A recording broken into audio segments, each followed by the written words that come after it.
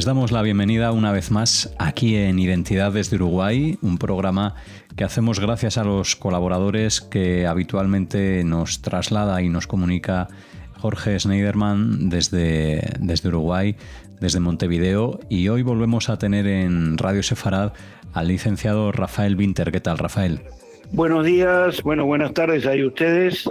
Espero que se encuentren muy bien y agradezco nuevamente la posibilidad de poder compartir un rato de charla, de conversación con ustedes, y obviamente agradezco a mis compañeros de Identidad, Jorge y otros, gracias a los cuales me puedo comunicar con ustedes y transmitir, digamos, el mensaje que uno tiene para transmitir de acuerdo al tema correspondiente. Así que tanto a los amigos de Identidad como a ustedes, obviamente, de Radio Sefarad, les agradezco muchísimo la posibilidad de compartir. Bueno, pues adelante, vamos allá. Gracias a usted, como siempre, Rafael, por estar con nuestros oyentes una vez más, y en esta ocasión de una forma muy personal, porque nos va a hablar de la trayectoria de su padre, de Fritz Winter, a través de un libro que ha publicado hace ya un par de años, en 2023, si no me confundo, titulado Vidas ejemplares al servicio de la comunidad. Exactamente. El libro en realidad fue publicado hace poco. El libro fue publicado lo empecé a trabajar hace, digamos, 2 años, recopilando material y empezando a trabajar. Y hoy en día, como todo es digital, con la ayuda invalorable de mi profesora de computación, que siempre la menciono, porque hoy, digamos, hace todo digital, y el digital se manda el libro a la imprenta. En realidad, y acá, como dije antes, digamos, siempre, si bien para mí siempre es una gran satisfacción compartir con ustedes, en este caso se agrega, por supuesto, algo personal que me llega muy de cerca, ¿no? La idea de hacer un libro por mis padres, en primer lugar, por mi padre, la idea ya viene, digamos, hace unos cuantos años, pero por distintas razones se fue postergando. Mi papá falleció en el año 2000, y hace pocos años falleció mi mamá en el 2021. Entonces ahí, digamos, al poco tiempo como que nació la idea de que, bueno, si hacía un libro, lo hacía por ambos, por mi papá y por mi mamá. Si bien enfocado especialmente en el caso de mi papá, pero también, digamos, mi mamá, Hannah, que fue, digamos, una Eshet Hail, una mujer virtuosa. El libro fue finalmente publicado hace 2 meses. El 2 de junio de este año, es que luego de 2 años y un poco más de trabajo, el libro se publicó el 2 de junio, justo coincidió con el día de Shavuot, este año. Este 2025, con esa corrección, a través de la trayectoria nos apoyamos en ese proceso. Al menos hemos sabido que fueron 2 años, a pesar de muchos, supongo, los que ya llevaba en su cabeza para redactarlo, para ponerse a ello. Exactamente, como le decía, digamos, la idea ya viene de hace unos cuantos años, y originalmente era, digamos, pensado hacerlo en función de mi papá. Hace unos pocos años falleció mi mamá, y ahí, digamos, finalmente decidí de que en caso de hacer el libro iba a ser por los dos. Por eso el título, Vidas ejemplares, se refiere a ambos, al servicio de la comunidad. Y el libro fue oficialmente presentado en la comunidad de la NSI, la nueva congregación israelita, que es donde mi papá fue rabino rabino oficial activo durante casi 34 años. Si nos enfocamos en la trayectoria, empezando por el caso de mi papá, Mi papá nació en el año 1914 en una ciudad llamada Königsberg, en Prusia Oriental. Nació justo, digamos, en el año que comenzaba la primera Guerra Mundial. Él, digamos, venía de una familia de rabinos. Su padre, o sea, mi abuelo, por el lado de él, fue rabino, y generaciones anteriores también. Dicho sea de paso, a título anecdótico, mi abuelo, el padre de mi padre, en la Primera Guerra Mundial fue, lo llamaríamos como capellán o asistente espiritual de los judíos alemanes que, digamos, combatieron por Alemania en la primera Guerra Mundial, que por supuesto era una situación muy, muy distinta a la Segunda Guerra Mundial. Y bueno, se educó obviamente en Alemania. A los pocos años fue a Berlín. En la década del 30, en fin, muy, muy compleja, obviamente por el surgimiento y la consolidación del nazismo y el ascenso de Hitler al poder. Mi papá pudo seguir estudiando, entre otras razones, porque, digamos, todavía se reconocía a aquellos judíos cuyos padres o abuelos habían participado por Alemania en la Primera Guerra Mundial. Todavía como que se les daba ciertos privilegios, por decir así, que con el correr del tiempo iban a desaparecer. Mi papá entonces se enfocó en dos aspectos. Uno, el rabinato. Y por otro lado, a nivel de cultura general, por decir así, doctorado en filosofía. O sea, mi papá tiene el título también de doctor, pero doctor en filosofía. Él entró al seminario rabínico de Leo Beck, un gran líder espiritual del judaísmo alemán de aquellos años, y especialmente en los años críticos, líder reconocido del judaísmo alemán. En ese seminario mi papá estudió, se formó y se recibió más o menos en el año 1937, 1938. El seminario rabínico era, digamos, de orientación, lo que hoy llamaríamos masortí, conservador. Esa fue, digamos, la filosofía en materia de judaísmo que tuvo mi papá, siempre, o sea, de un judío masortí, conservador. En 1938 tiene lugar, como sabemos, mi papá ya se había recibido tanto de rabino como de doctor en filosofía. Del 9 al 10 de noviembre tiene lugar, en el año 38, como ya sabemos, la fatídica Noche de los Cristales Rotos. Y eso, obviamente, que fue un trauma que mi papá lo presenció, un trauma que lo acompañó toda la vida. Eso fue lo que tanto a él como a su familia lo llevó, digamos, finalmente a emigrar. O sea, hasta la Noche de los Cristales Rotos, la familia de mi padre todavía no tenía certeza, digamos, de si iba a emigrar. Pero una vez que pasó lo que pasó, ahí deciden finalmente emigrar.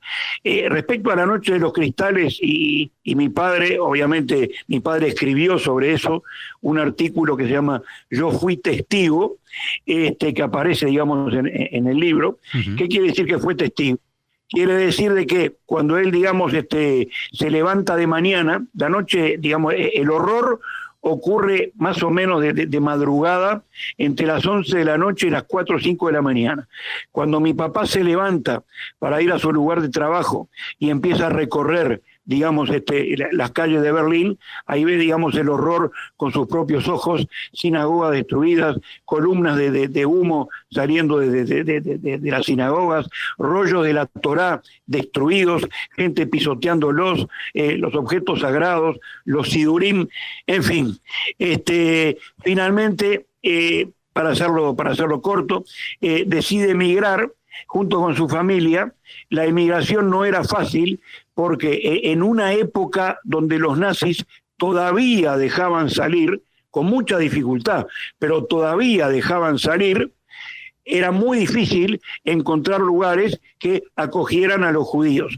Finalmente, el país que lo va a recibir a mi papá es Bolivia. Uh-huh. Y en mayo del año 1939, en un barco lleno de judíos alemanes especialmente, él embarca en dirección a Bolivia.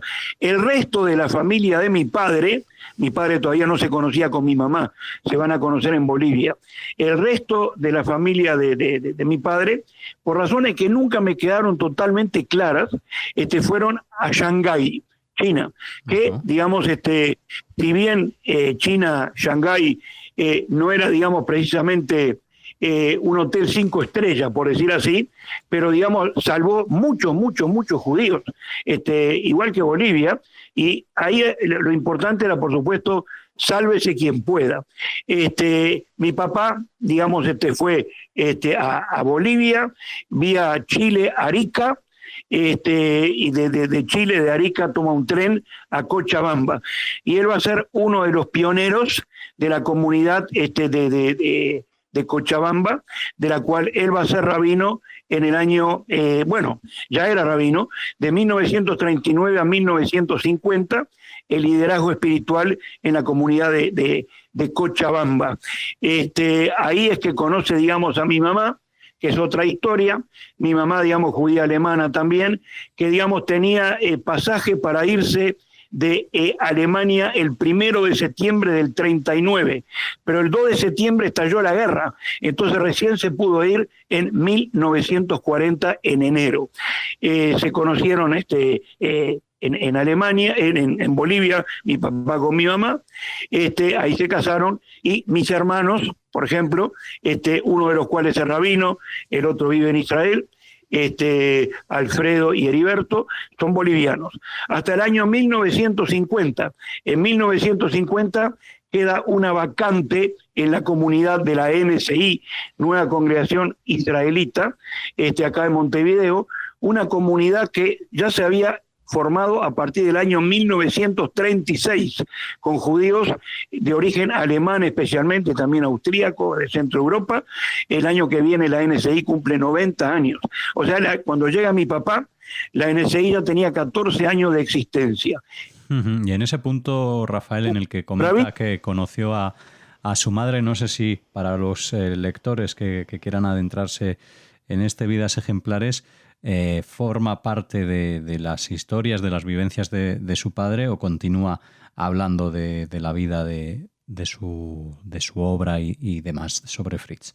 Sí, o sea, lo que tiene que ver con el conocimiento de mi mamá en Bolivia, digamos, forma parte un poco de la leyenda familiar. Cada familia tiene su leyenda, ¿no? Cuenta la leyenda familiar que, digamos, mi papá, que una de las cosas que siempre lo caracterizó fue visitar a enfermos, y ya en Cochabamba visitó enfermos. Ahí conoció, digamos, a mi mamá, que estaba enferma de tifus, y bueno, después, en fin, se vincularon sentimentalmente, y más allá, en el año 41 se casaron. Volviendo a Montevideo, llega mi papá en 1950, el 1 de agosto, o sea, finalmente la NSI aceptó su candidatura, tuvo que pasar por algunos exámenes y algunas pruebas previas, y llega a Montevideo desde Bolivia el 1 de agosto, o sea, hace pocos días se cumplieron 75 años de que, digamos, mis padres llegaron al Uruguay. Y ahí comienza, digamos, una labor en la Nueva Congregación Israelita, en la NSI, comunidad de judíos de habla alemana. No era una tarea sencilla, porque la NSI estaba dividida un poco entre judíos de tipo más liberal y judíos de tipo más ortodoxo, y esa división subsistió durante bastante tiempo, y mi papá como rabino como que tuvo que buscar un poco un equilibrio entre esas dos corrientes, siempre dentro de la línea más sortí. El hecho es que, digamos, mi papá, el rabino Fritz Winter, asumió el liderazgo de la NSI, y lo fue durante 34 años, y digamos lo que más lo caracterizaba era no solamente, digamos, lo que tenía que ver con la parte sinagogal, ritual, ceremonial, que por supuesto eso es importante, sino por sobre todo el tema de los valores. El tema de los valores, un rabino muy humano, digamos, que siempre hizo hincapié en la parte, en el aspecto social y humano del judaísmo, sin dejar de lado el ritual, pero especialmente la parte humana, ética y social, y caracterizado por tender puentes. Una de las cosas más importantes, digamos, que hizo mi papá, y reconozco que cuando yo menciono todo esto, me comprenden un poco las generales de la ley, como decimos aquí, ¿no? Pero digamos, mi papá fue, por parte judía, pionero en la fundación de la Confraternidad Judeo-Cristiana del Uruguay.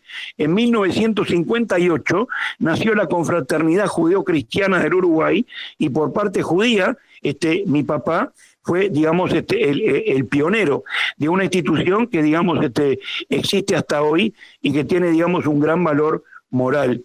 Y además de la tarea en la NSI, donde obviamente mi mamá lo acompañó magníficamente, fue al servicio de la comunidad. Por eso el libro se titula Vidas ejemplares al servicio de la comunidad. Fuera específicamente de la comunidad de la NSI, o sea, mis padres activaron en otras instituciones, en la Beneverit, en mi mamá en la Organización de Mujeres Bitso, y siempre preocupándose hasta donde fuera posible por todos y por cada uno de los judíos en el marco de la comunidad y afuera, y haciendo especialmente hincapié en la parte, reitero, humana, ética, moral y social. De mi mamá, que se podía hablar en otra entrevista, tengo, y de mi papá también, muchos recuerdos, pero uno que quiero mencionar de mi mamá, todos sabemos que en la festividad de Purim se acostumbra llevar, digamos, regalos a gente, digamos, a familiares, amigos, a gente de la comunidad, otros. Hasta incluso con 95 años de edad, es lo que se llama Mishloach Manot. Hasta con 95 años de edad, mi mamá llevaba regalos y donaciones en Purim a gente de la comunidad. Es uno de los tantos recuerdos que por supuesto tengo. Y obviamente no me detengo a hablar de ellos acá como padres ellos y yo como hijo, porque ahí sí entraríamos a algo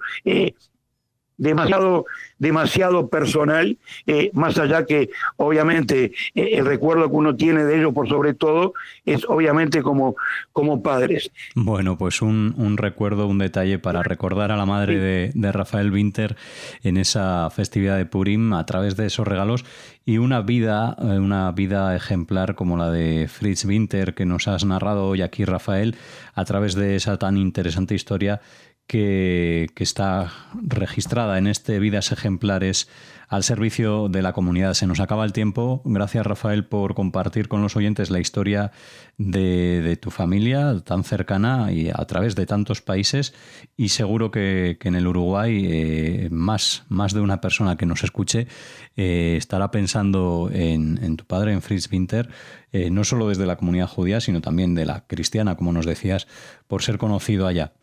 Por supuesto, y lo último que quería agregar en relación a ambos digamos, y a mi padre en particular, si yo lo tuviera que definir en una frase, es como un rabino, como un judío cuyo objetivo principal era el diálogo y tender puentes entre los judíos y entre judíos y no judíos.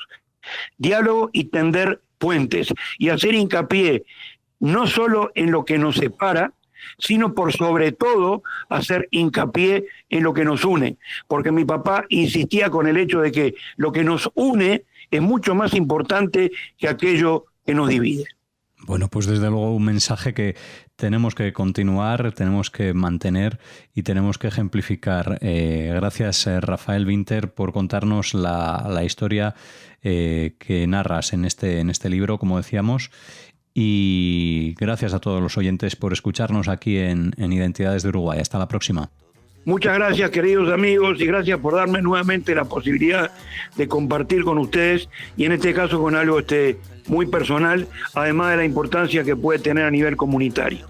Muchas gracias, queridos amigos. Todos decían que no,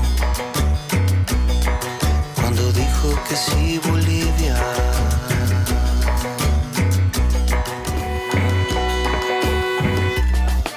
Y los caminos de ida en caminos de regreso se transforman, porque eso, una puerta giratoria, no más que eso, es la historia.